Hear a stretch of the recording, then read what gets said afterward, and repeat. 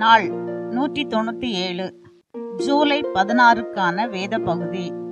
நீதிமொழிகள் 15ஆம் அதிகாரம் முதல் 18ஆம் அதிகாரம் வரை. அதிகாரம் 15. மெதுவான பிரதித்திரம் உக்கிரத்தை மாற்றும், கடுஞ்சொற்களோ கோபத்தை எழுப்பும். ஞானிகளின் நாவு அறிவை உபயோகப்படுத்தும், மூடரின் வாயோ புத்தியினத்தை கக்கும். கர்த்தரின் கண்கள் எவ்விடத்திலும் இருந்து நல்லோரையும் தீயோரையும் நோக்கி பார்க்கிறது. ஆரோக்கியமுள்ள நாவு ஜீவ விருட்சம், நாவின் மாறுபாடோ ஆவியை நொறுக்கும். மூடன் தன் தகப்பன் புத்தியை அலட்சியம் பண்ணுகிறான், கடிந்து கொள்ளுதலை கவனித்து நடக்கிறவனோ விவேகி. நீதிமானுடைய வீட்டில் அதிக பொக்கிஷம் உண்டு, துன்மார்க்கனுடைய வருமானத்திலோ துன்பம் உண்டு. ஞானிகளின் உதடுகள் அறிவை இறைக்கும், மூடரின் இருதயமோ அப்படி அல்ல. துன்மார்க்கனுடைய பலி கர்த்தருக்கு அருவருப்பானது, செம்மையானவர்களின் ஜெபமோ அவருக்கு பிரியம். துன்மார்க்கருடைய வழி கர்த்தருக்கு அருவருப்பானது, நீதியை பின்பற்றுகிறவனையோ அவர் நேசிக்கிறார்.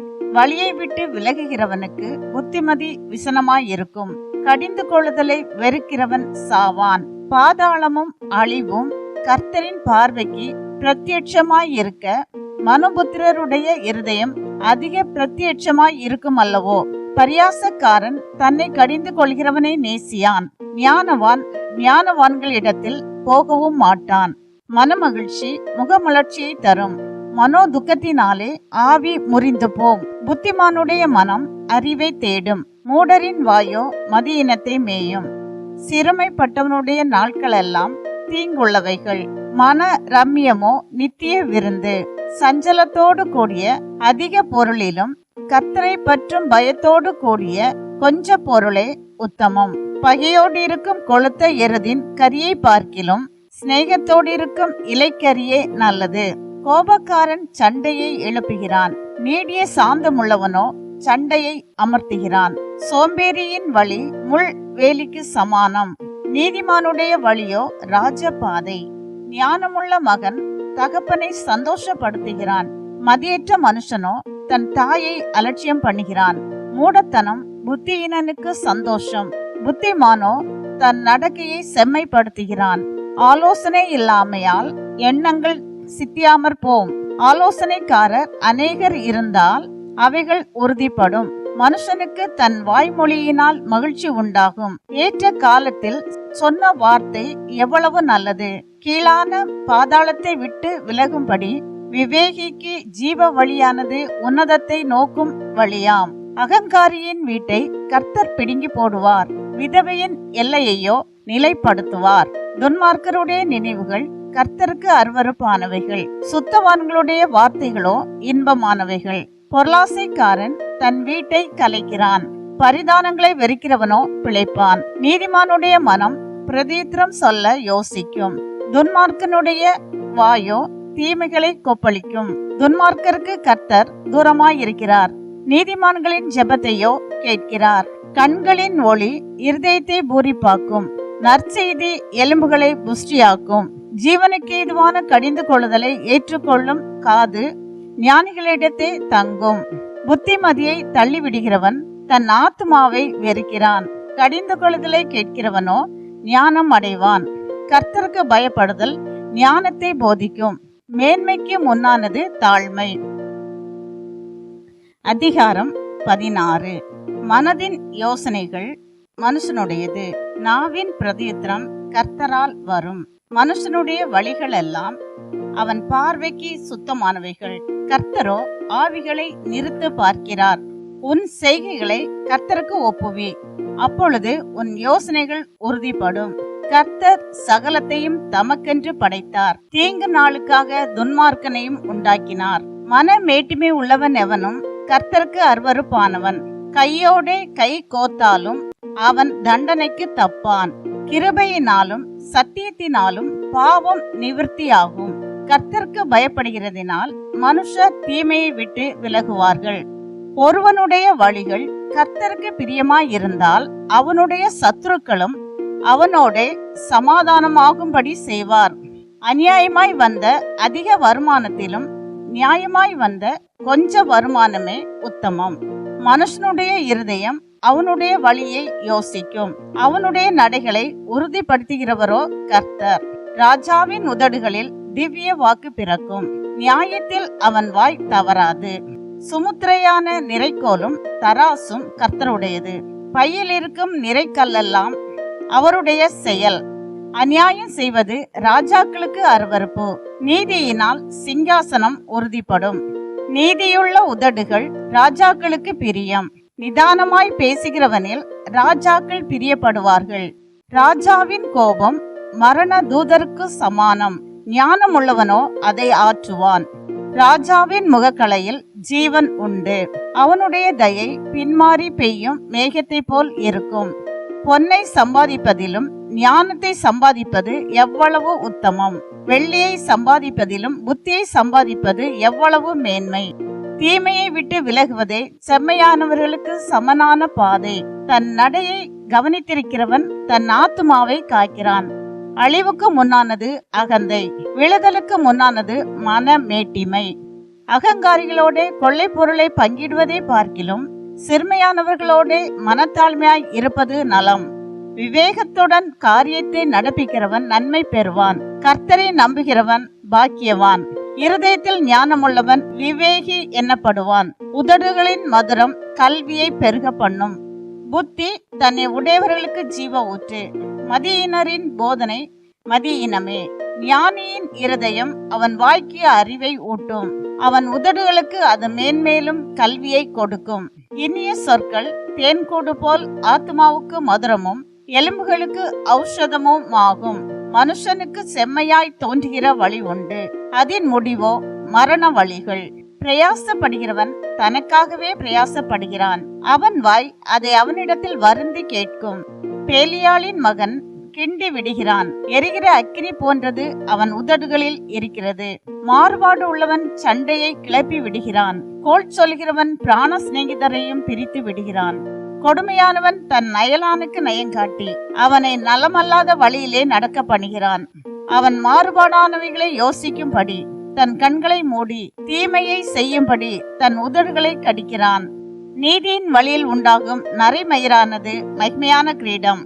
பலவானை பார்க்கிலும் நீடிய சாந்தமுள்ளவன் உத்தமன். பட்டணத்தை பிடிக்கிறவனை பார்க்கிலும் தன் மனதை அடக்குகிறவன் உத்தமன்.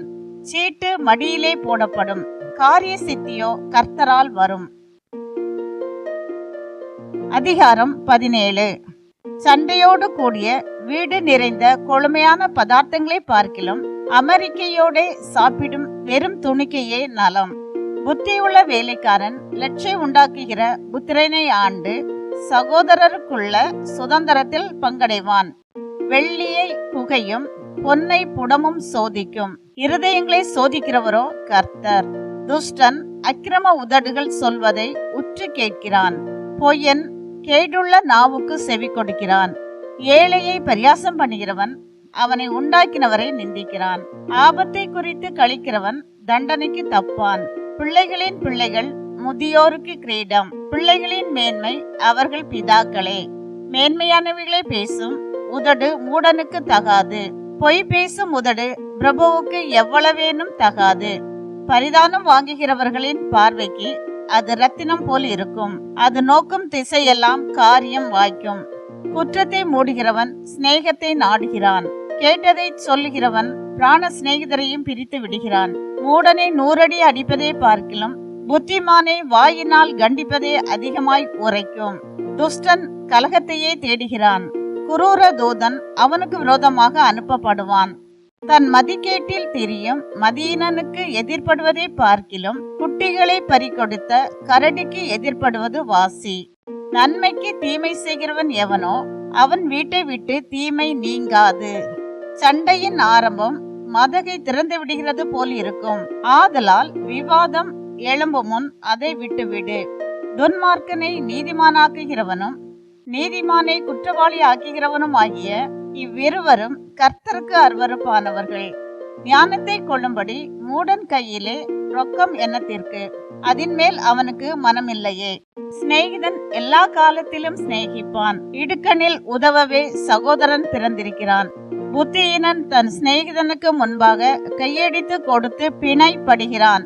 வாது பிரியன் பாதக பிரியன் தன் வாசலை உயர்த்தி கட்டுகிறவன் அழிவை நாடுகிறான். மாறுபாடான இருதயம் உள்ளவன் நன்மையை கண்டடைவதில்லை. புரட்டு நாவுள்ளவன் தீமையில் விழுவான்.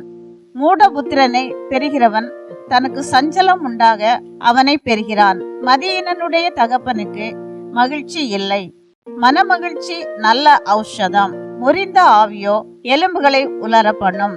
துன்மார்க்கன் நீதியின் வழியை புரட்ட மடியிலுள்ள பரிதானத்தை வாங்குகிறான்.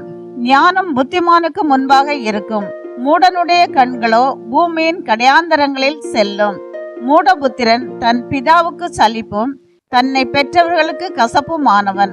நீதிமானை தண்டம் பிடிக்கிறதும் நியாயம் செய்கிறவனை பிரபுக்கள் அடிக்கிறதும் தகுதி அல்ல.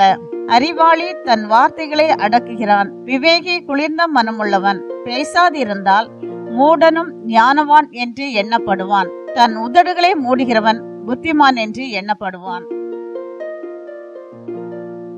அதிகாரம் 18. பிரிந்து போகிறவன் தன் இச்சையின்படி செய்ய பார்க்கிறான். எல்லா ஞானத்திலும் தலையிட்டு கொள்ளுகிறான். மூடன் ஞானத்தில் பிரியம் கொள்ளாமல் தன் மனதில் உள்ளவைகளை வெளிப்படுத்த பிரியப்படுகிறான்.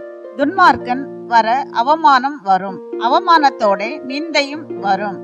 மனுஷனுடைய வாய்மொழிகள் ஆழமான ஜலம் போல் இருக்கும். ஞானத்தின் ஊற்று பாய்கிற ஆற்றை போல் இருக்கும். வழக்கிலே நீதிமானை தோற்கடிக்கிறதற்கு துன்மார்க்கனுக்கு முகதாட்சணியம் பண்ணுவது நல்லதல்ல. மூடனுடைய உதடுகள் விவாதத்தில் நுழையும். அவன் வாய் அடிகளை வரவழைக்கும். மூடனுடைய வாய் அவனுக்கு கேடு. அவன் உதடுகள் அவன் ஆத்துமாவுக்கு கண்ணி. கோள்காரனுடைய வார்த்தைகள் விளையாட்டு போல் இருக்கும். ஆனாலும் அவைகள் உள்ளத்திற்குள் தைக்கும்.